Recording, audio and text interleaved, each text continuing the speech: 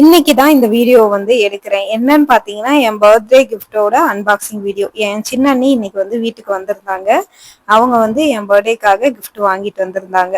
So என்ன gift அப்படிங்கிறத பிரிச்சு பார்த்துடலாம். ஆக்சுவலி நான் பர்த்டேக்கு ஒரு saree கட்டி ஸ்டேட்டஸ்ல வச்சிருந்தேன் இல்லையா, அந்த போட்டோவை தான் எடுத்து லேமினேட் பண்ணி கொண்டு வந்திருந்தாங்க. ஸோ அது வந்து எனக்கு ரொம்ப பிடிச்சிருந்தது. ஆக்சுவலி வந்து நான் தனியா என் போட்டோவை ஃப்ரேம் பண்ணி வச்சுக்கிட்டதே இல்லை வீட்டில். ஃபோன்ல இருக்கும் அதோட சரி. தனியாலாம் என் போட்டோ இண்டிவிஜுவலா இப்போ வரைக்கும் வீட்டில் இல்லை.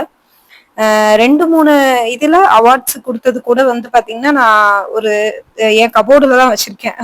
மாட்டவெல்லாம் இல்லை வீட்டுல.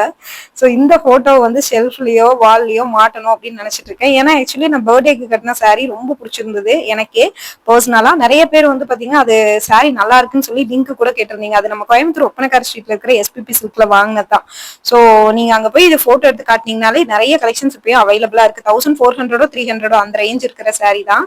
பாருங்க, ரொம்ப சூப்பரா இருந்துச்சு. லாமினேட் பண்ணதும் இல்லாம பக்காவா பேக்கிங்கும் பண்ணி கொடுத்துருந்தாங்க. நான் கையிலேயே கிழிச்சிடலாம் அப்படின்னு பார்த்தா ரொம்ப டைட்டா இருந்தது. அதுக்கப்புறம் ட்ரை பண்ணேன். ஆக்சுவலி நான் வந்து பாத்தீங்கன்னா காலையில வீட்டுல வந்து ஆஸ் யூஷுவல் வேலை பண்றதுக்காக நைட்டியோட இருந்தா அப்ப கிஃப்ட் கொண்டு வந்தாங்க. ஸோ இது ஒரு மெமரபிளா இருக்கணும் அப்படிங்கிறதுக்காக வீடியோ எடுத்தேன். ஸோ நைட்டில எடுக்கிறோம் அப்படிங்கிறதுக்காக ஃபேஸ் எல்லாம் காட்டாம ப்ராடக்ட் மட்டும் காட்டி வீடியோ எடுக்கணும்னு கையில கிளிக்கவே முடியல. அதுக்கப்புறம் சிசரை வச்சு கட் பண்ணி எடுத்தேன் பாருங்க.